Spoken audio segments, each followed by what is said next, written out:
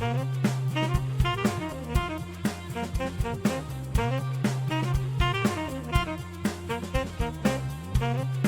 to The Opening Act, a podcast interview show. And now, your host, Brandon Hilder.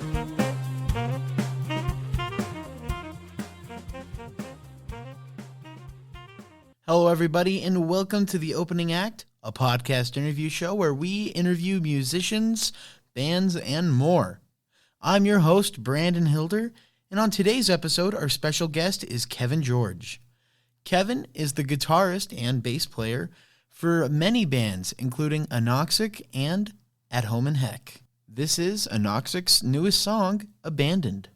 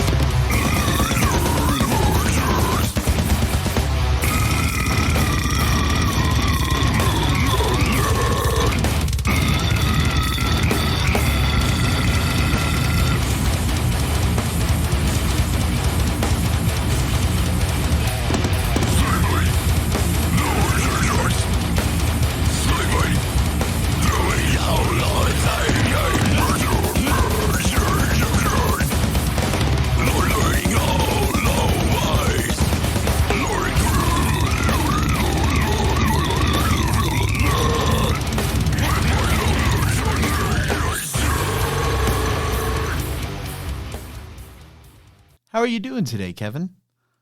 No, not too bad. How are you? Oh, pretty good. It's a good day. It's Saturday, so, I mean, that's nice. No school. Yeah, Yeah, it's really, really nice out. I don't know what your weather's looking like where you're at, but here in Kalispell, it's really sunny and nice out today for once. So it's not too bad. Yeah, a little bit earlier today it was pretty cold, but yeah, it's warmed up, so that's pretty nice.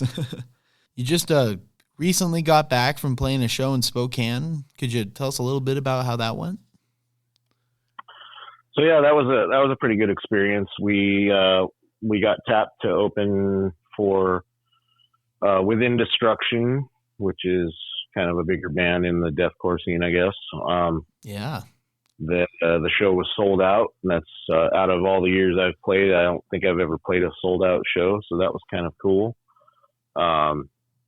It was just a good experience overall, good crowd. We had, it's always kind of crazy opening up and I've done it a good number of times, but you know, when you're playing a bigger show and you got a good crowd there and you're only playing for 20 minutes, it almost feels like you didn't play at all, but you know, it's a surreal experience to try to get that all out as fast as you can. So, well, it's really exciting that it was a sold out show. That's special for sure. That's really cool. So what band were you with that did the show recently? So that band was Anoxic here in Kalispell. That's one of the more recent bands that I've been a part of. I've been in the band for just a little bit over a year. Nice. So how many bands have you been a part of? Well, I've lost count. I've been all over the place. I've toured the country a couple times with a couple different bands, and I've been in numerous projects. Some of them were really, really epic. Some of them didn't last very long, and just kind of depends on whatever the scenario was. There's been bands that I've been a member of at long distance. There's been bands that I've been right down the street from, and it really depends. Yeah. How many are you of, like, currently? So currently I'm in Anoxic, as we mentioned. I've been a member of At Home in Hell this will be going on 13 years. Wow. And there's I wouldn't really say I have any other bands per se, but I do have other projects on the stove. One of them is a more recent one that I'm getting pretty close to releasing an album with, and that's it's all me at this point. It's kind of a solo project in a way, but it's called Collapsed Vein. Wow. And that's so Anoxic is kind of a deathcore band, I guess, a metalcore. At Home in Hell is more of an industrial death metal kind of band, sort of similar to Fear Factory, and Collapsed Vein is my doom project, so a lot more in vein with like Neurosis and Yob, and I don't know if you know who any of those bands are, but they're heavy and slow. So, in total, how long have you been on the music scene? I've been playing. I guess I actually started playing 30 years ago, and I would say that I, didn't start playing in bands until a few years after that. So I would venture to say that I've been playing, doing live performance and everything for about 25 years. And wow. What was the first group that you ever played in? the first group I ever played in was when I was in high school. We did a little throw together band that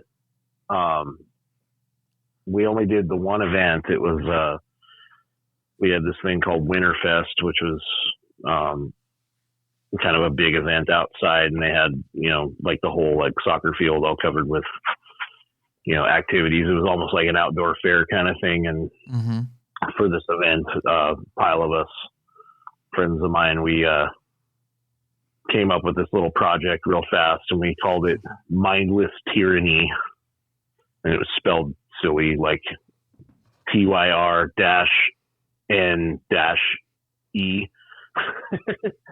Yeah.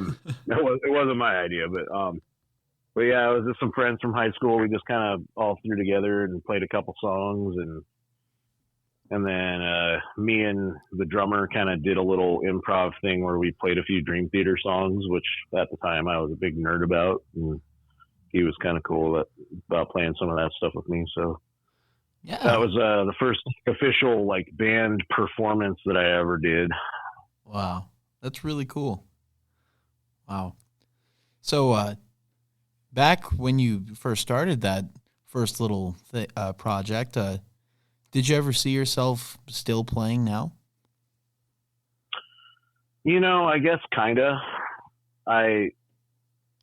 When I was really young, I had these aspirations to, kind of like a lot of people, I'm going to be a rock star. This is what I want to do. It's kind of just a, fleeting idea at the time. But after a point, it kind of got to where I didn't really focus so much on like feeling like I wanted to be a rock star. Maybe that's just because life started taking hold and priorities started becoming a thing or whatever. But it still did captivate me enough to where I felt like it was, a good, distraction from the weight of the world around. And it's been something that I've used as, I don't know, kind of a weird to say that I've used it as a coping mechanism for so long, but I kind of feel like it's my calling. It's what I do, and it keeps me on the straight and narrow. And I like being a musician. So yeah.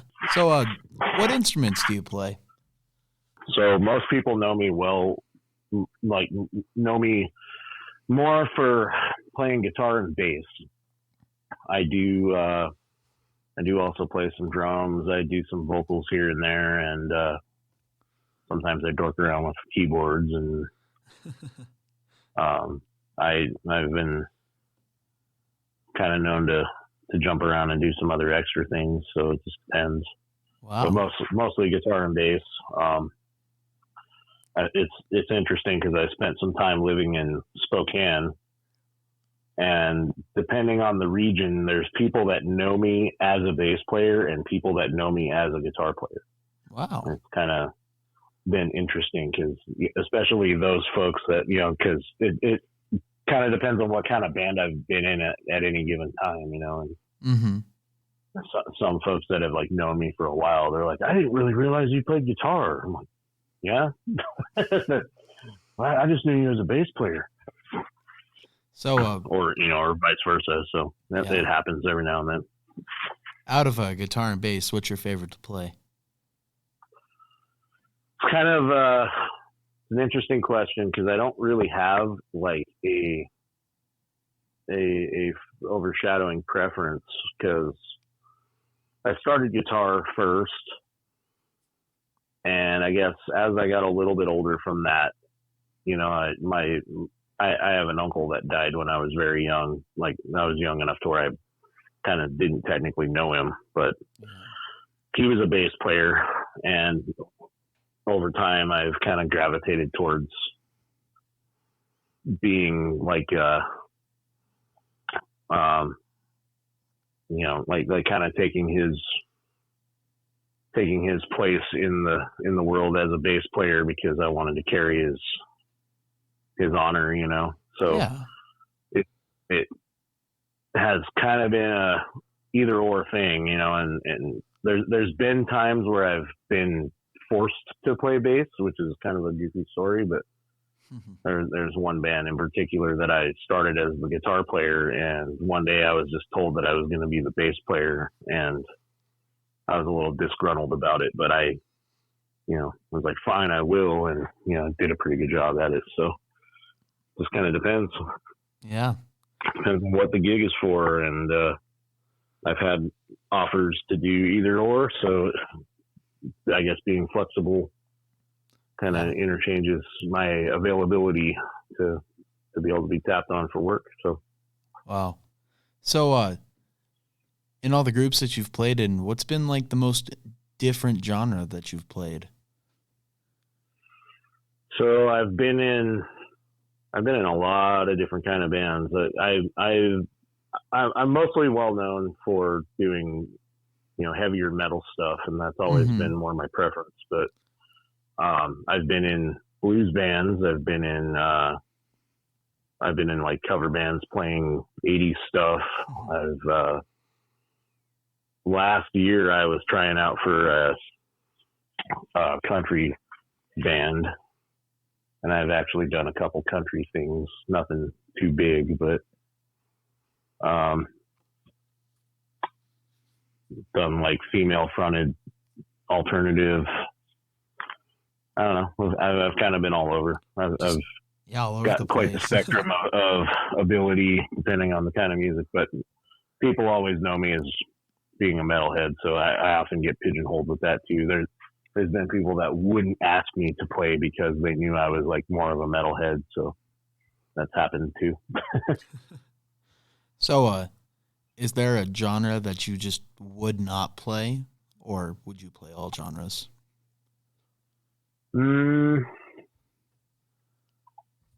Probably not. It would really depend on if it was entertaining enough. Yeah. I don't often just like flat out refuse anything. I'll look into anything and kind of see if I feel like I have a place in it. And I've, I don't know. I guess like I'm not going to become like the next emerging rapper or anything like that. But if I was, you know, even if I was asked to be like, hey, can you make some music happen for this? Yeah, I've kind of messed around and made a few rap songs with some friends, but no, I don't really think there's anything I wouldn't play. Yeah. Wow. So with the rap songs, what would your rapper name be if you were like just a full-time rapper? I'd probably just stick with the Yard Gnome theme. Yeah. That'd be a good rapper name. So when would you say that you like very first discovered your love for music? So when this would have been 30 years ago. So when I was about 10, I'd always kind of been around music, and my parents were big, you know, we always had music playing in the house, but it was always like, I got raised on a healthy diet of Black Sabbath and Iron Maiden and Motorhead and Metallica, and you know, it was always heavy and hard in my house growing up. So yeah.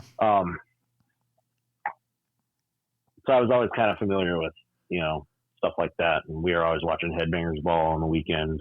I don't know if you know much about that, but I don't. The MTV had a show for a long time, that they would showcase metal stuff and, you know, sometimes hair bands and everything, but it was called Headbangers Ball. And that was a big thing back in the 80s and the early 90s. So, when I was about 10, I still don't know what the motivation was behind it, but for some reason, my dad put his guitar in my bedroom. And from what I can remember, it was just like he just needed to put it in there for a minute or whatever, and it ended up being there for a few days. So because it was in my room, you know, he just put it in there with the case and everything. And because it was in there, I was like starting to mess around with it and play, you know, pluck at the strings and, you know, turn the knobs that I shouldn't have been turning and messing it up and everything. But I was kind of fascinated by this thing that was, you know, giving this tactile response, you know, when I did things to it. And at the time, I was kind of getting really into, I had been listening to it for quite a while, but I was kind of getting into the idea of, you know, I was watching videos of Metallica, and the one in particular that got me was the video for the song One. And, you know, at the end it goes, you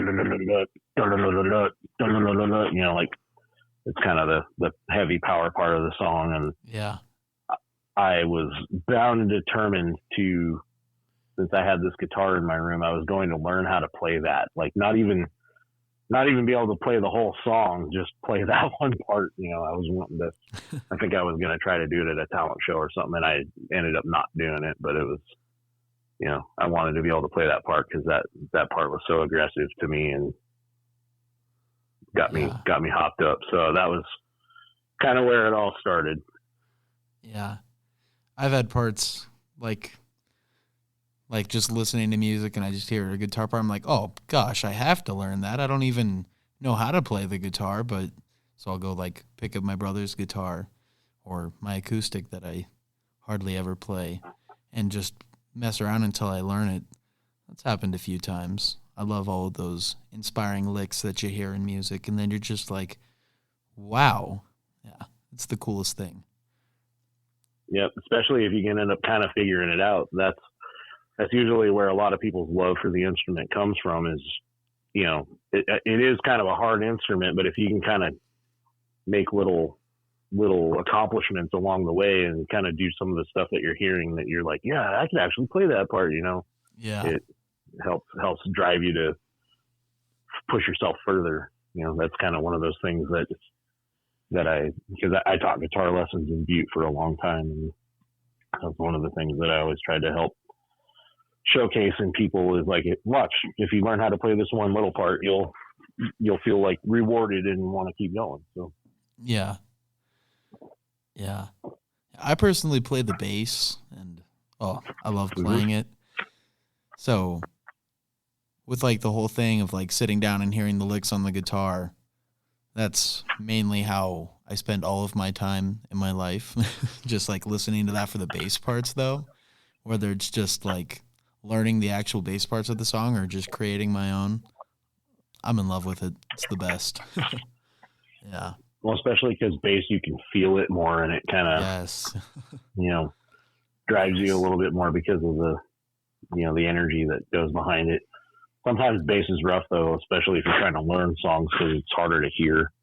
So yeah, it takes a different kind of ear to be able to pick it up. So it definitely does. I know when I just like learn blindly, I know sometimes I'll sit there for sometimes like an hour listening to the same part, just figuring out what notes like sneak in there the best, and then eventually I'll figure them out, and it'll look like I learned the thing in 3 minutes, even though it was like an hour. It's great. Right. Yeah, totally the best. Yeah, it's the best. So yeah, some of the projects I've been in where I'm like learning bass parts, they're really complex and all over the place, and even that is just a feat of its own. It's like I can barely play this kind of stuff on guitar, and I have to play this on these fat strings, you know. Yeah, it kind of ends up being tough, but I'll persevere through it, and if I want to play the part well enough. So Yeah. What's been the most difficult song that you learned for bass? Most difficult song. Well, I mean, there's a bunch of stuff by like Iron Maiden and Primus, and there's a few things in a few Megadeth songs that like they could be pretty difficult. Some Rush songs. Yeah. Anything that's got kind of crazy tapping that can be kind of hard, but I'll sometimes pick them out as far as like learning things like just for fun. But as far as like bands that I've been in, one of the most difficult songs that I had to learn on bass was in this band in Spokane called Age of Nephilim, that kind of a symphonic black metal band. Yeah. And the pretty much everything was written for the part before me, because there was a different bass player in the band up until I had to join. But the parts are pretty intricate. So there's like I've got some videos on YouTube and all that of showcasing like what I was doing in that band, and it's definitely more difficult material than, you know. I've played bass in all kinds of bands where it's simple and normal, just riffs, and I've played in them where it's harder than most guitar players' parts. Oh man, that would have to be fast and like all over the place for that. Whew. I can only imagine just traveling up and down the fretboard, moving way fast. Yeah. Well, especially with, because I play bass with my fingers instead of a pick. Me too. Yeah. There's part of it is because I'm a little bit of an elitist about it, and the other part is I actually injured my hand a while back to where playing, it's like the energy required to push a pick through the strings aggravates my thumb because of that injury. So instead of trying to force myself to hurt my hand more just for the sake of using a pick, I just play with my fingers, and that way it doesn't bother me at all. So there's, when you're playing fast parts that you're required to play like, eighth notes or 16th notes, and I'm doing them between three fingers, it takes a bit of, discipline to get your hand to do that. Yeah. No, I can only get the two fingers going. When I get the third finger, that's like a whole world of new difficulties. If you play with three fingers, but counting in four, so you're like alternating the pattern. You're like going index, middle, ring, index, middle, ring, index, middle, ring, index, middle, ring. Oh, geez. So like chunks of three, but you have to get it to where you're not thinking about it. Oh, that sounds terrible. It gets tough, but once you get the feel of it down, it kind of, you're able to coast on it. It's hard though. So what bands and songs, like currently right now, would you say most inspire you? Most inspire me? Well, yeah. It's funny because I'm definitely showing my age, and I tend to go back a lot to stuff that I'm, more rooted in. I have a hard time getting into new stuff, basically. Yeah. Some stuff every now and then I'll listen to it, and I'm like, yeah, it gets really excited, and then sometimes I peter off because it just reminds me too much of something else that I already like, and I might as well just listen to that. Yeah. So as far as like what inspires me the most, like I probably my all-time favorite band would be Black Sabbath. Nice. Just everything in the chemistry of that band and what it did for me when I was first starting out and everything was pretty seminal and helped me become the musician I am today.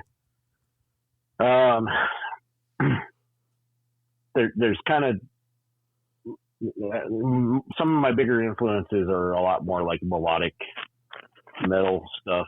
I'm a big fan of Carcass and At the Gates and Old Soil Work and Old In Flames and a band called Nevermore.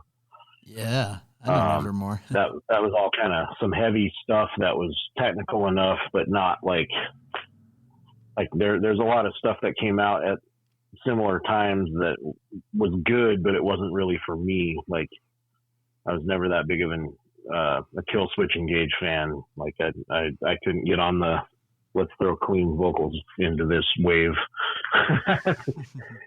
I have my foundation of, Metallica and Megadeth and Slayer and a bunch of stuff like that, Sepultura. So that, kind of when I first started, it was a little bit more of the thrash realm, thrashier bands, but along the way I got a little heavier, and I like, when I first started taking guitar lessons, I intentionally pushed myself to take classical guitar lessons.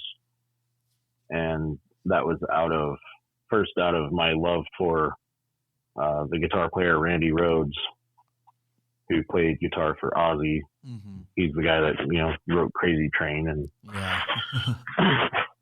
the background he had was that he was raised as a classical guitar player and was able to play all the stuff that he could play because of his background, being able to transpose what he was doing from classical music into metal guitar. Oh. And that kind of resounded with me. And at the time, I kind of more got into guitar lessons basically there's a friend of mine that was going to take guitar lessons, and he was bragging about how much better he was going to be than me, even though he just started. So I was like, well, I want to take guitar lessons too. So I specifically found a classical teacher in Arizona and started learning from him, because if I was going to take lessons too, then I was going to take harder lessons. One up them. Yeah. So that kind of stuff, I got into having a little bit of classical influence and everything. As far as what we do in because I kind of basically pick different kinds of bands that influence me per the kind of thing that I'm working with. Mm-hmm.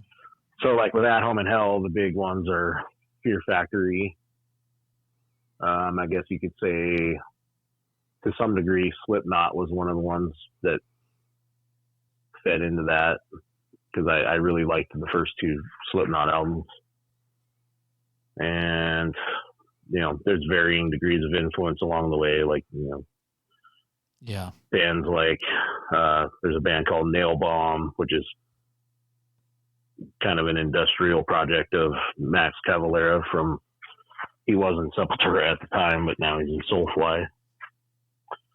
I guess right now, in Anoxic, I'm more influenced by, I guess you could say Acacia Strain or Whitechapel or Chelsea Grin, stuff like that. Yeah. I don't listen to those bands too often, but when I do, that's kind of what I think of when I'm getting hyped up for what I do in Anoxic. And totally.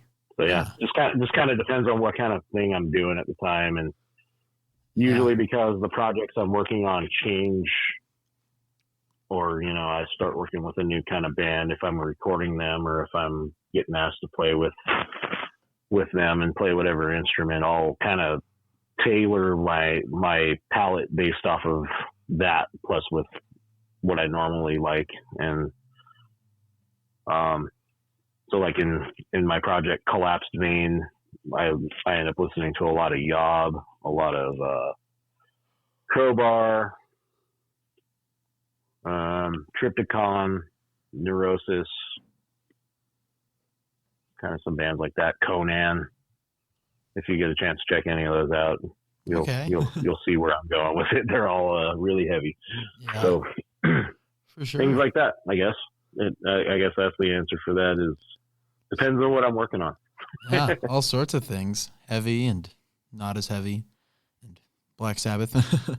Gotta love the Black Yep. Sabbath. Sabbath is always the middle of the road for me, and I'm also I'm a bigger fan of Black Sabbath than some people are, because I like the '80s albums, and a lot of people only know like the Paranoid album because Paranoid and Iron Man are on it, and that's what they know.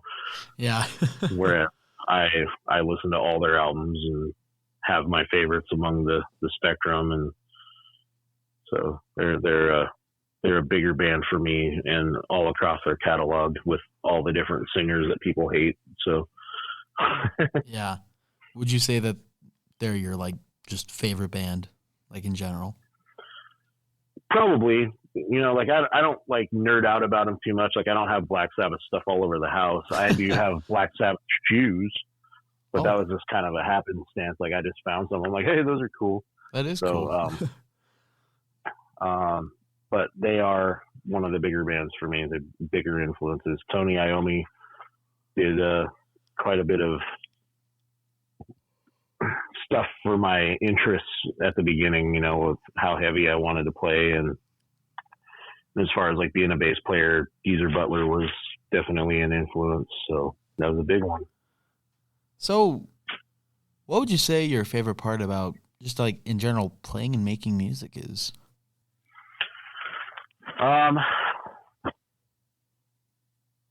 It just, I guess it cracks my soul open. It lets me release my, any kind of internal trepidation I have out. It helps me express myself, even to myself. Yeah. And, it just has an energy behind it that, I don't know, because of what it does for me, I kind of feel like I belong to it. So I have to do that. And it helps keep me on, it keeps me out of trouble. Listening to loud music and the stuff I like, kind of calms the bee's nest in my head at all times. So yeah, it's something that just works for me. So it's what I do. It's cool. What would you say your like favorite part about playing live concerts is? The favorite part about playing live shows, I guess there's just a different kind of energy to it. There's a connection that you get with the people that are there.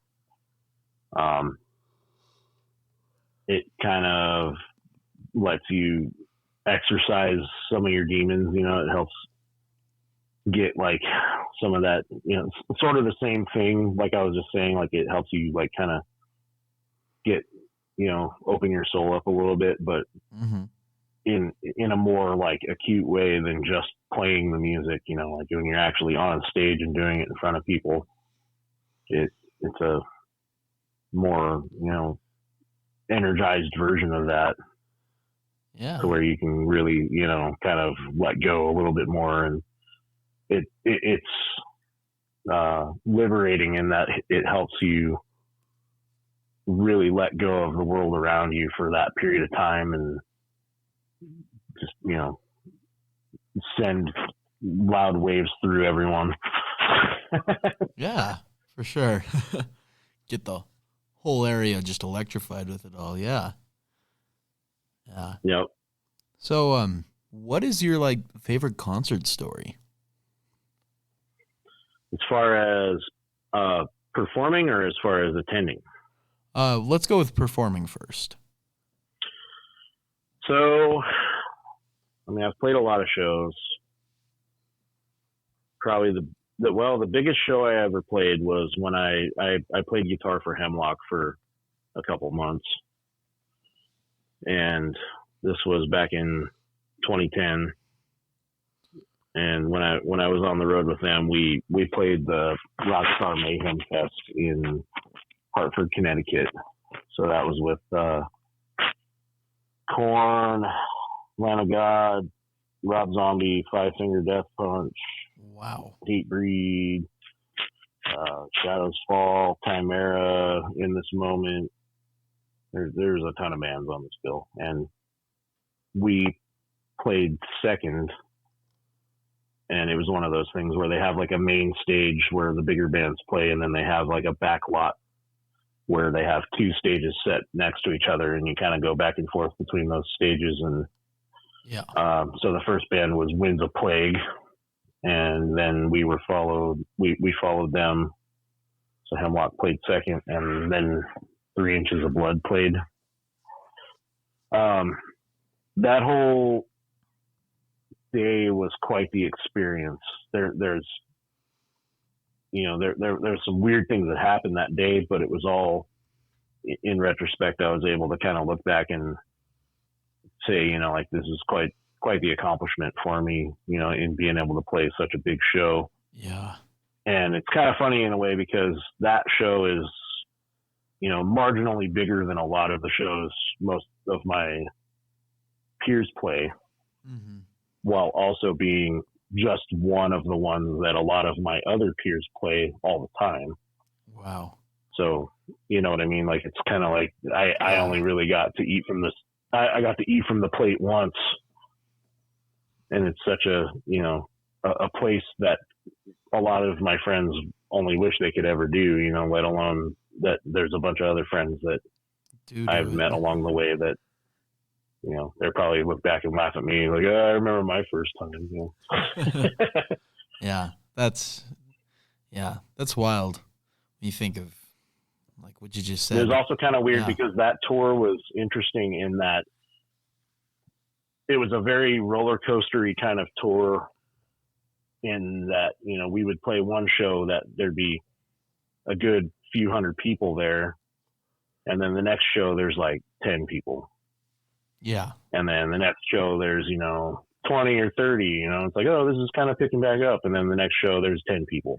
And it was kind of up, down, up, down, up, down. And then this huge peak of playing, this huge epic show where I think when we played, they said that there was 6,000 people there. Dang. And I think overall there ended up being like 9,000 people for the whole day. And then the next show we played was in New York City in a basement to 30 people. And that was, packed. So it was like this, like, stark up and down, like labile kind of like experience along the way that, was good in a way because it could have humbled me a little bit in knowing that it was like, just remember, it's not too big. Yeah. Wow. Dang. Was it like crazy scary when you played that 6,000 people show? No, not really. So, I mean, earlier you asked about my first band experience. My first live experience ever was playing the national anthem in front of, like, I think it was 2,000 people with my high school. Yeah. It was like a big pep assembly thing. So that was like my first actual, like, in front of people. And that was kind of like my trial by fire at that point, like if I'm going to do this, I'm going to do this in front of this many people, ever since then, like, I don't get stage fright. Wow. So there was like a little bit of like, I look up and I go, well, that's cool. And then, I just did the thing. So. Yeah. So you just don't let it bother you then. Yeah. That's good. That's good. That's a thing that, a lot of people could definitely use, sometimes including myself, but not just for performing. It also goes along with speaking and doing live theater and stuff like that. But yeah, it's good to just be able to just kind of focus on it and cancel it out, though. Right. Yeah, for sure. So now, then the other part of this question, what is your favorite concert story from a concert that you've attended?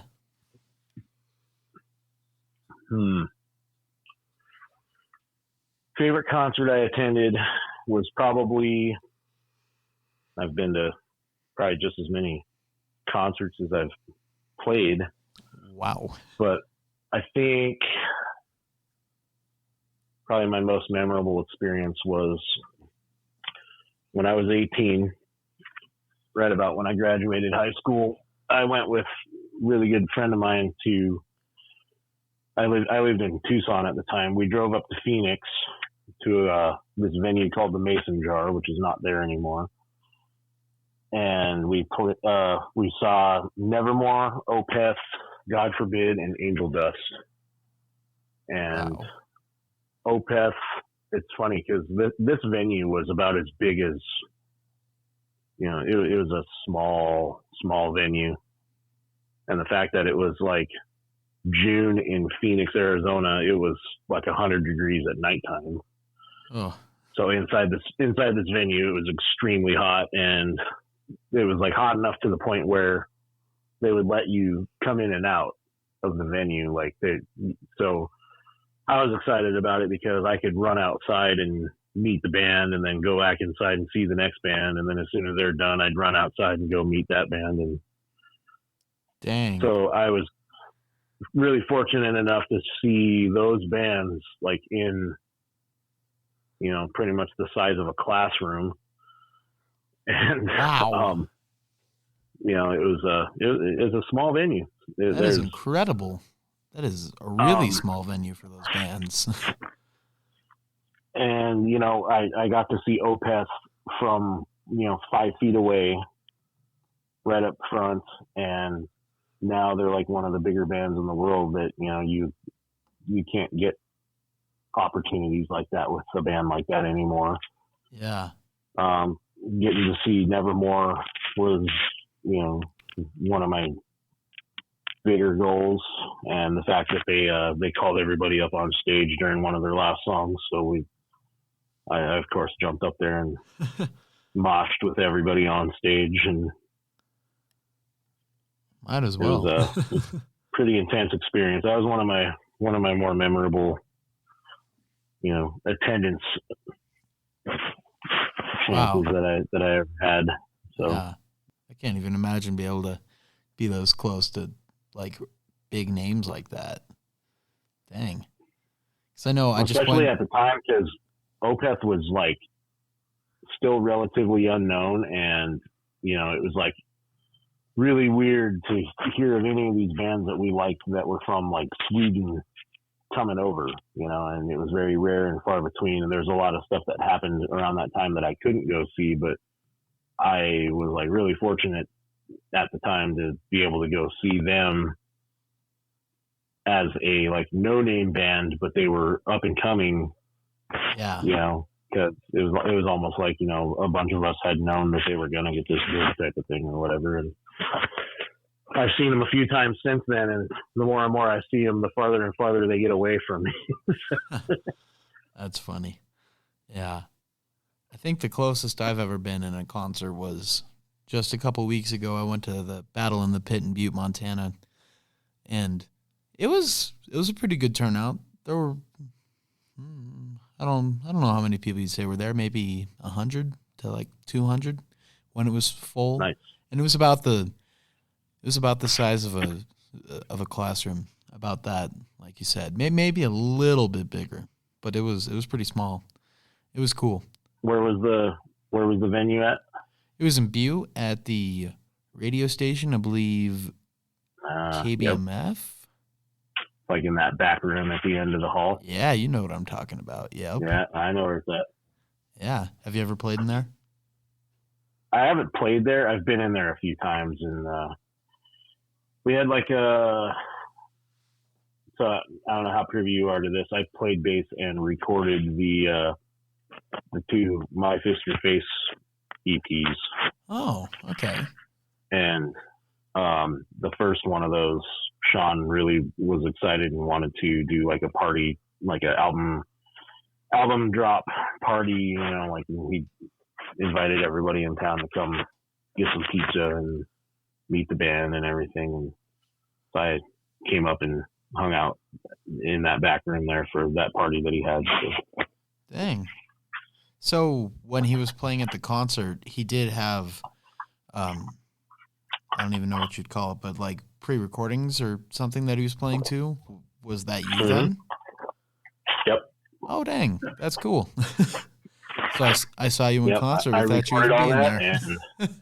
Right. Yeah, I recorded all that, and then just recently he asked me to see if I could deploy that in a way to where he could play along with it live, because he's been having a hard time finding band members that stick around. So I helped him out with that. Dang, that's cool. Yeah, that's good to know where all that came from now. Wow. Absolutely. Okay, so this is a brand new question. I think this one's kind of funny. What has been the most oh crap moment on stage in your musical career?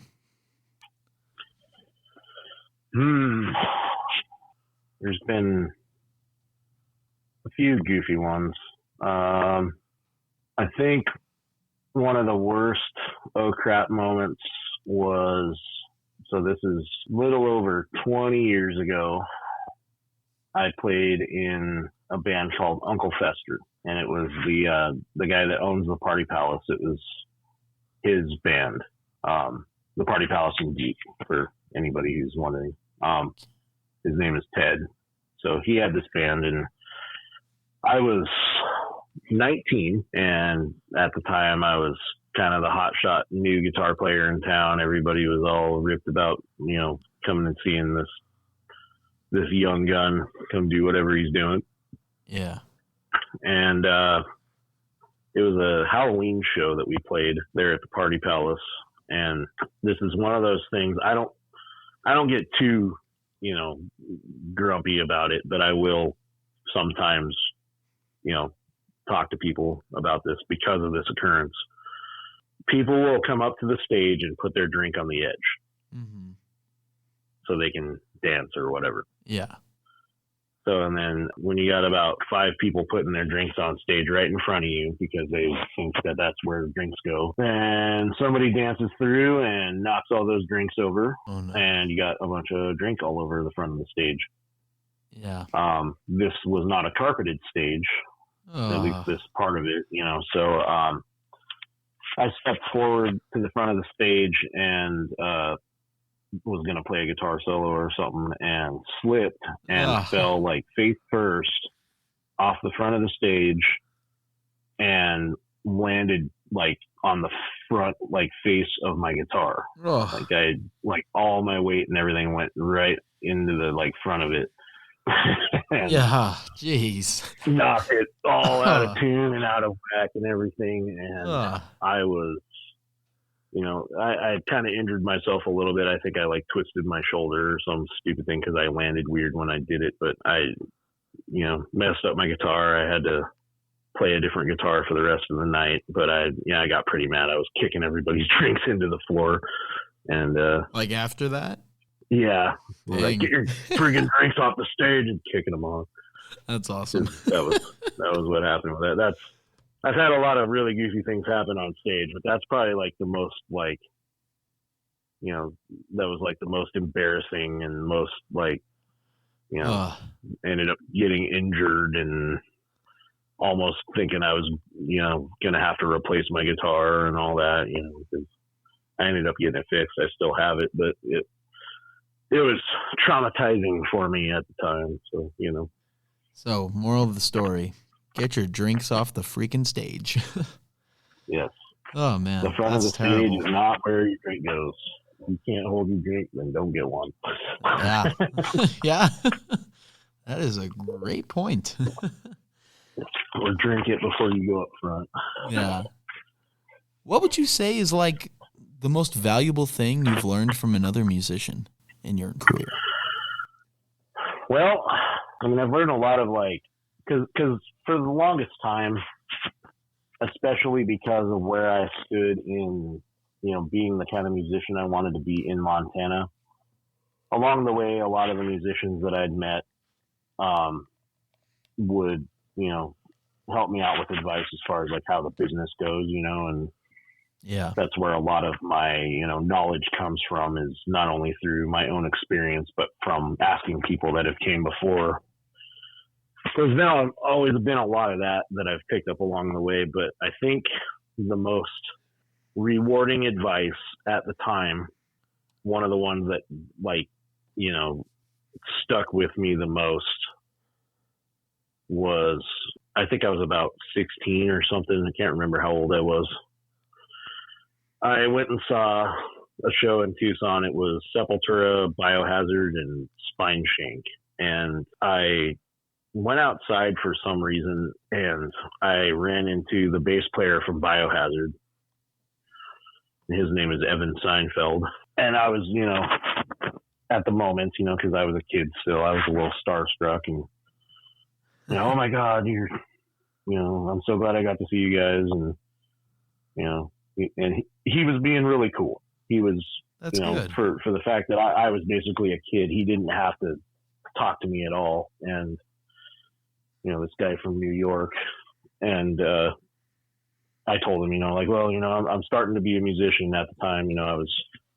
I had been playing for a good few years, but I was just kind of barely starting to play with bands and stuff, and told him, I'm really wanting to take this serious and everything. And he said, let me give you some advice.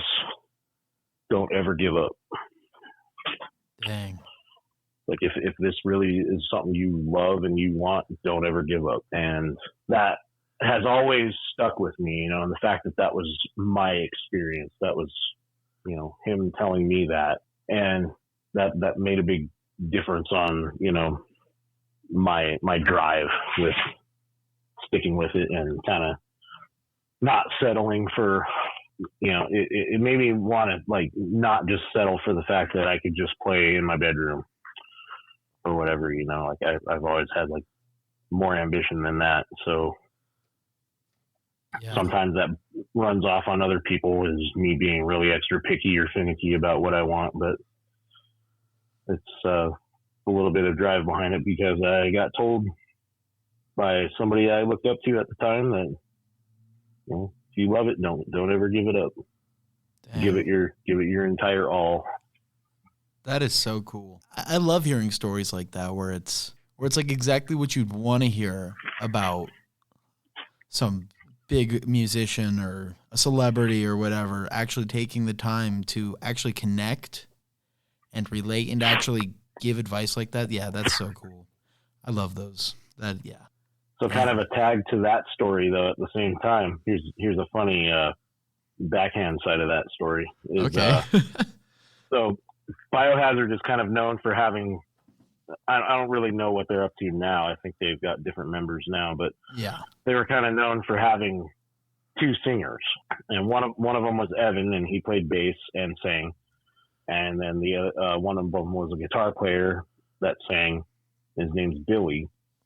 So they would kind of do this trade off back and forth, and you could tell when it was one and when it was the other. So I go outside and I meet Evan Seinfeld, and he gives me the inspirational speech and makes me feel good about wanting to play guitar and all that. And then I go inside and I run into Billy, the other singer, the guitar player singer.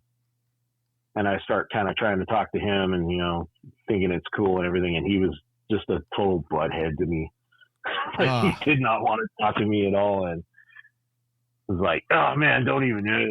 He was kind of just, I don't know if he was just grumpy that day and I just happened to be the 15th annoying kid to come up and bug him or what. But it was just in contrast, I had one guy really make me feel uplifted, and then I go in and talk to the other one and he's like, yeah, don't do this.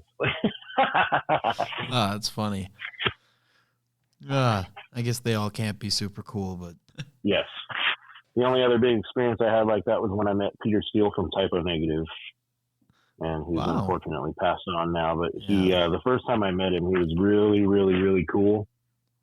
And I was asking him about what pedals he used, and he, when he's about ready to tell me, all these guys around are saying, "Don't tell him, it's the secret." And he's like, "Yeah, it's not a secret. Here, I'll tell you." And he told me what to get and everything.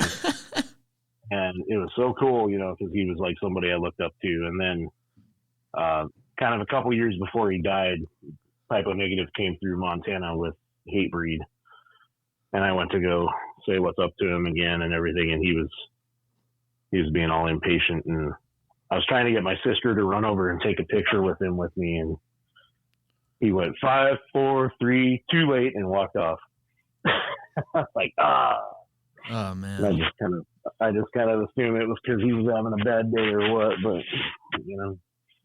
such is the way it goes.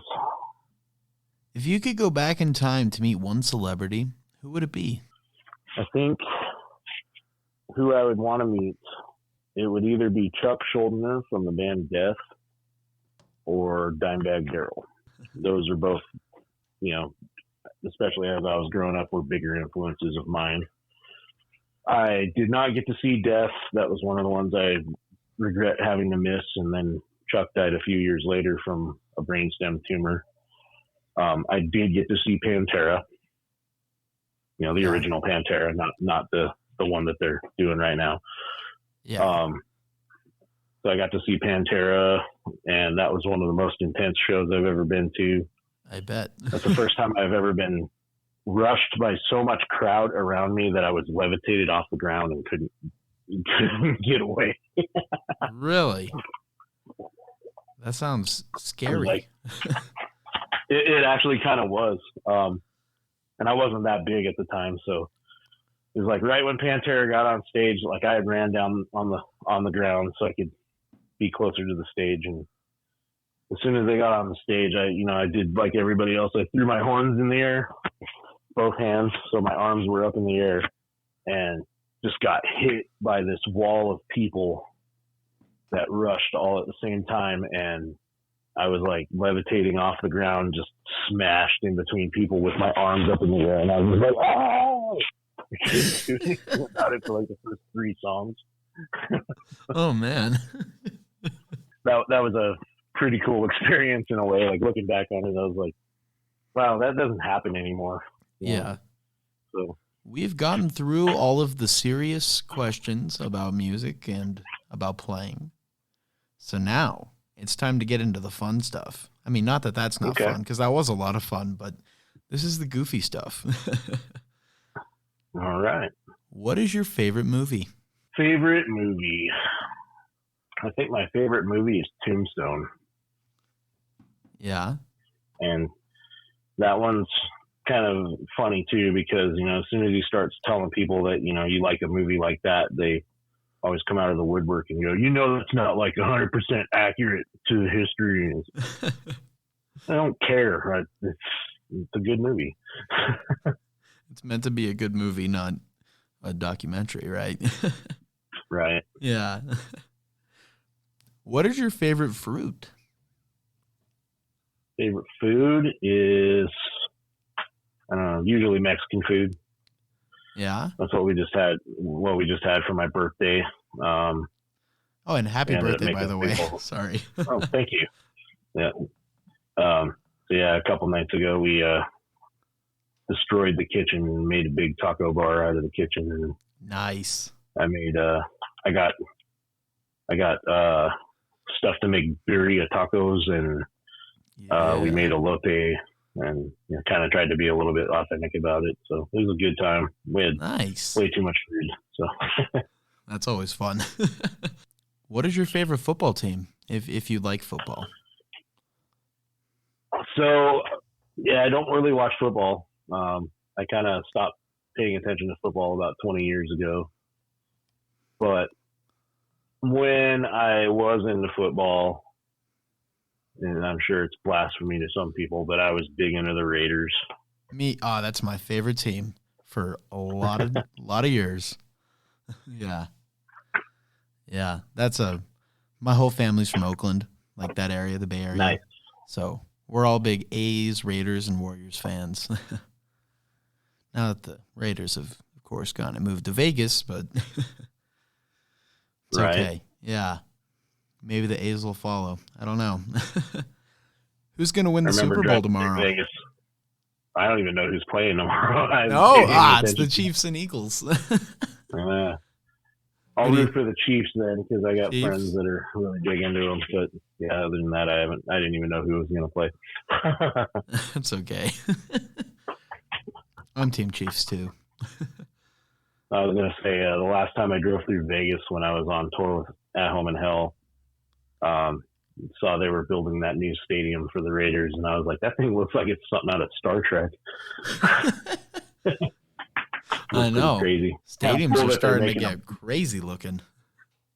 Right. Like, Yeah. it's cool that they made a building like that, but it's also like, it could just be another football field. So whatever. Yeah.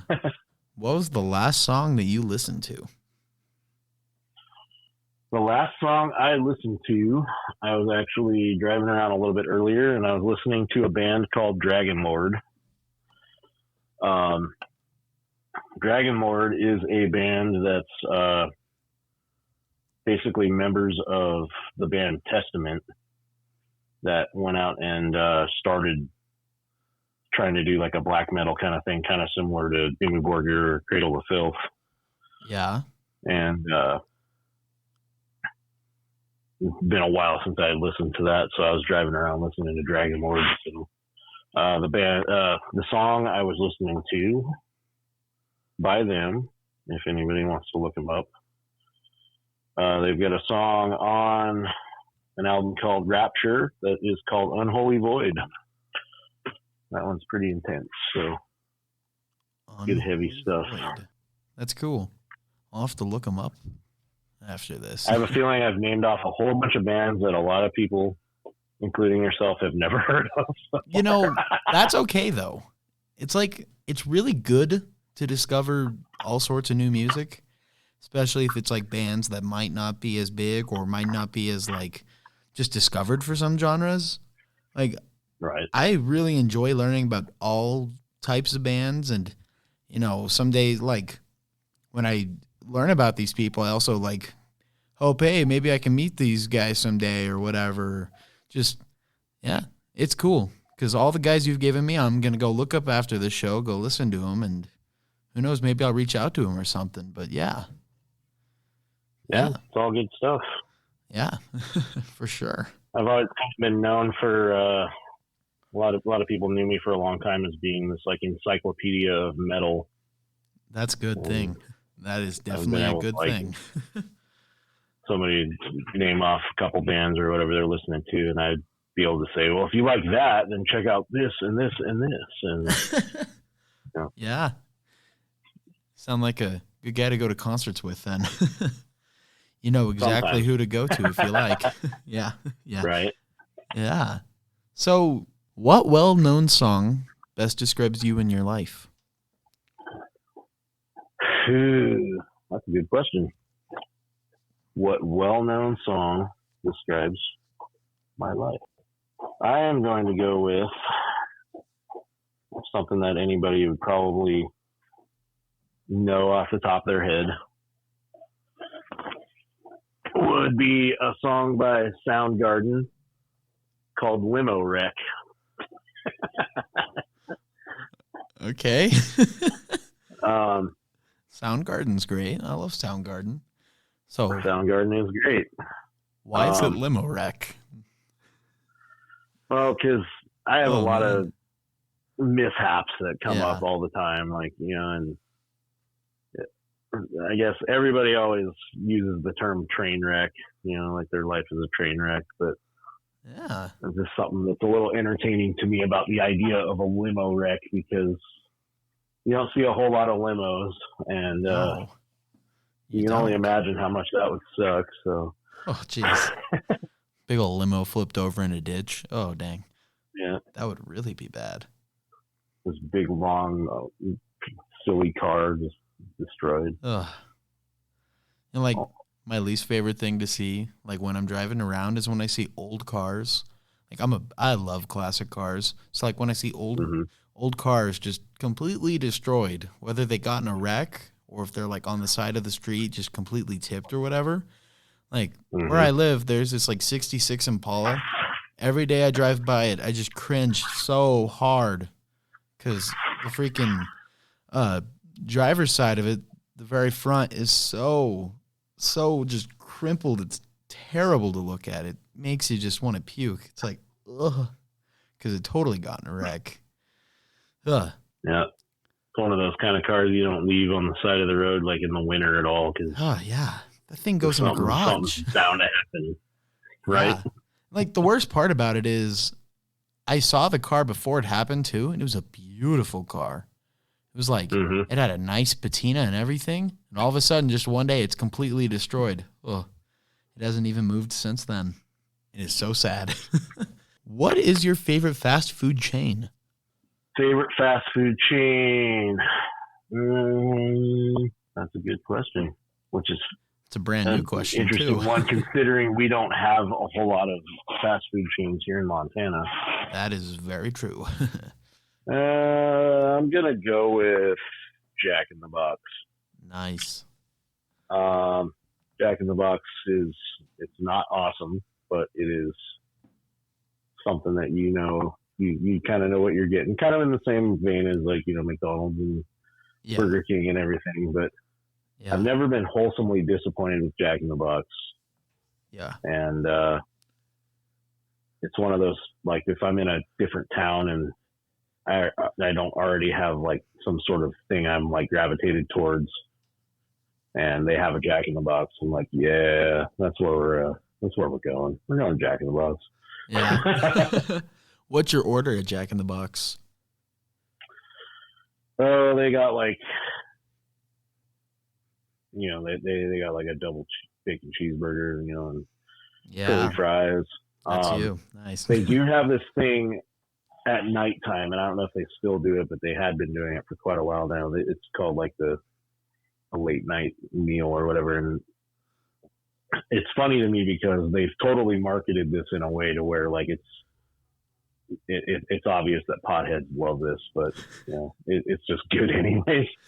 But they have like, they'll take like almost like a mishmash of stuff and make different food with it as part of their menu. And like, they'll have like a burger where they took like a couple buns and flip them and turn them into like grilled cheese sandwiches. Ooh. And then put like a burger in the middle of it. Or, oh, dang, that sounds great. Like they have like, you get a box of like half fries and half curly fries. It's weird because it's almost like they're either intentionally doing this or it's the like leftovers at the end of the night and they're just throwing stuff together type of thing. Huh. I guess either way it would make sense. Yeah. So yeah, it's kind of like a weird like mishmash of food and everything, and it always ends up being pretty good. So dang. And then you got it, regardless of what you got to get a couple of them garbage tacos they got. It's just, oh yeah, the good old redneck taco. Woo. I love those things. Yeah. I think my favorite fast food chain, and this is not a Montana thing at all, is probably In-N-Out. Oh, I love In-N-Out. I don't hate In-N-Out. I do think it's a little overrated, but yeah, it's not bad. Like I've gone to In-N-Out a couple times since I've moved to Montana. Like now I've got a bunch of family back in Arizona, so whenever I go down there, we go to In-N-Out, and I'm like, yeah, it's good, but not that good. Like, the question is, do you get everything animal styled? I do. Okay, good, good. Because if not, you're totally missing out. Yep, I do the animal style. Usually when I'm down there, though, like on that topic, I usually want to go to Whataburger instead. So yeah, I've never been to Whataburger. That's more favorable to me. It's a good time. You should go to Whataburger if you ever see one. Okay, I totally will. Now, at least to have a chance to try something else to like contrast it with, Yeah. Most places, not everywhere, but most places that have a Whataburger also have an In-N-Out. So. Yeah, I've never tried Whataburger. I've tried Shake Shack, and I've compared that to In-N-Out. And I thought In-N-Out I've never was had like Shake Shack. way I've better. heard good things about that. So. It was pretty good. Yeah.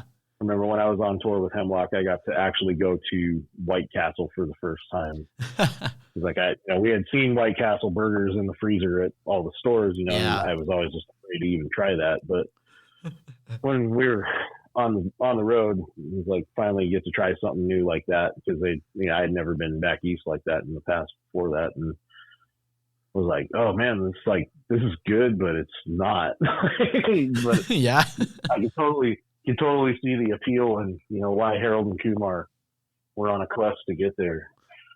But it's like, nah. Yeah. I know I went to Kentucky a couple years ago for a trip at school, and we were driving just in Kentucky, I think. What part of Kentucky we're in? We were like right outside of Louisville. And anyways, we're driving by. There's a lot of White Castles there. We're driving by one of the White Castles, and I say, "Hey, can we go eat there?" And the teacher says, "Nah, you'll hate it." I was like, "Really?" He's like, "Yeah." I was like, "Oh, okay." Like I just wanted to try it, but I don't know. It got shot down. That's always the worst when you're on trips with people like that, and you're like, "Oh man, I wonder what that's like. That looks really good." And they're like, "Nah, we're not doing that." Yeah. Like, why though? Like, I want to know for sure. Yeah, I had a trip like that just recently. It was in Washington, D.C. And, Washington, D.C., there's so many cultures there and so many amazing foods you can try. Right. And it even pains me to just think about this, but the whole time we were in D.C., we only ate food that our hotel provided. And it was all just stuff that we have in the West. I was like, you gotta be kidding me. It's like one night was cheeseburgers, one night was chicken nuggets, one night was like subs. I was like, it was Right. terrible. The most like different thing I ate out there was in the airport. I ate at this little, it's like a chain out there, but they had it on the airport. It's called Ben's Chili Bowl, I think is what it's called. Mm-hmm. They're known for their half smokes, which, I mean, it was really good. But, like, that was the only thing I ate that was different. So, yeah. One of the hardest parts about being on tour is when you have to be budget conscious. And there might be a couple of days where you'll be able to splurge, and, you say you get, like, what they call per diem, like they'll give you $20 a day or, so much per day, so you can spend on food. And the rough times is when you have to make that money go as far as possible, and you end up having to, like, as a group, buy like a loaf of bread and a handful of, bologna or something, and that's what everybody gets. And you're driving by all these places, especially in a town that and you know where the good food is, and you're like, man, I want to go there so bad, but we can't afford it. So sometimes it's cool. Like the bigger memory, like with when I was on tour with Hemlock, was we ate at Taco Bell a lot. Yeah. And especially because at the time, with the budget that we were all on, like we knew how much it was going to be, like in the ballpark, and how much we could all get. So, like if I was told you only get $5 this meal, like I knew I could get this much food, because pretty much all of them, because it's a franchise, it's almost the same everywhere. Until you get like really far back east, then some of them are a bit different. But yeah. So on the topic of food, what is your favorite Chinese takeout dish? So my favorite Chinese takeout, if we're being literal, my favorite Chinese, and it's funny because it's not even real Chinese food.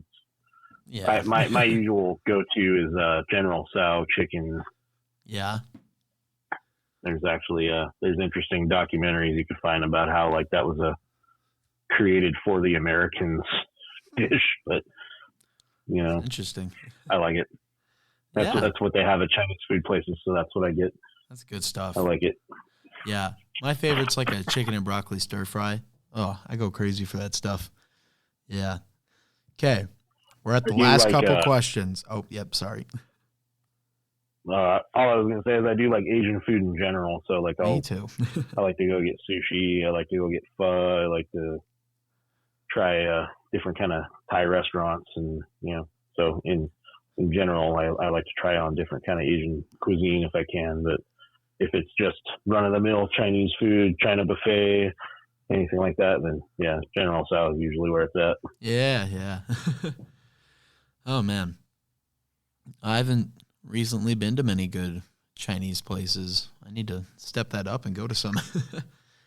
They're definitely few and far between in Montana. That is way true. Yeah, even where I'm originally from in Idaho, they were still hard to find. It's a different story for Mexican places, though. There were some really good ones in Idaho. Yeah. I still think the best Mexican food place in Montana is the taco truck in Dillon, Montana. So I believe it. Taco trucks are like on a whole new world compared to things. Or the taco bus, whatever you want to call it. Yeah. Everybody there, if you ask where the taco truck was, they tell you exactly where it is, and it's probably the best Mexican in the state. So it's either like tiny little taco trucks or like really small restaurants, Mexican restaurants. Those are like the best. There's this one in California that I really like. It's called La Piñata.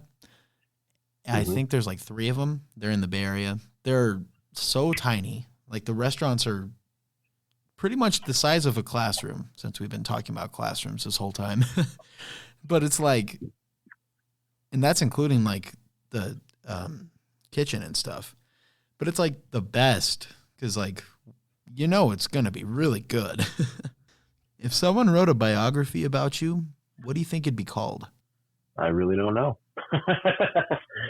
I think because I don't know how familiar you are, but like a lot of people have latched onto the yard gnome stuff in relation to me because that's been my nickname for a while. So I'm sure it would have something to do with that.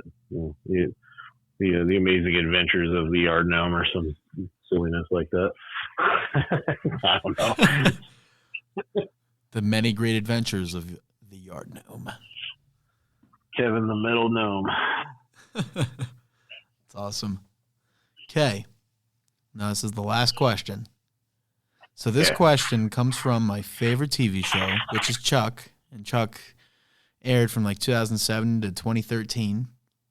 So if you were on a deserted island and could have one type of sandwich with you, and the sandwich is going to replenish every day, what sandwich are you bringing? The ever replenishing sandwich. It'd probably be, so one of the best sandwiches I've ever had was actually, I didn't really blow it up so much when I had it the other day, but I went to Jersey Mike's for the first time the other day. And because I just got one here, and it was a Philly cheesesteak that had peppers and grilled onions and mushrooms and white cheddar. And sure, it's a fast food joint, but like that kind of like Philly cheesesteak is just amazing. Absolute bomb. Yeah. Yeah. It can't be 100% great for you, but it was a good time. So yeah, that'd probably be my choice. Nice. Some big epic Philly cheesesteak that would show up every day. I bet that's my brother's choice too. But I mean, he'd probably pick something from Philly because my brother's extra like that. But I know he really likes the Philly cheesesteaks. Yeah. Can't go wrong with a bunch of meat and cheese. So. Oh, heck yeah. Some vegetables. Like the recipe for amazing. Well, that wraps up all the questions I have for you today. So thank you so much for talking to me, and that was a lot of fun. Absolutely. I had a fun time too. Yeah. So I hope you have a good one, and wish you well with all of your future projects and all of the next songs. And yeah. Hard to say which one because I've got so many all the time. Right on. Thank you. Thank you for having me on. Yeah, it was a blast talking to you. So have a great rest of your day, and I guess we'll talk to you later. Right on. Thank you much. Stay metal. Oh, yeah. Thank you, everyone, for watching. Please go check out Kevin George on YouTube. There'll be links in the description. And have a good one, guys.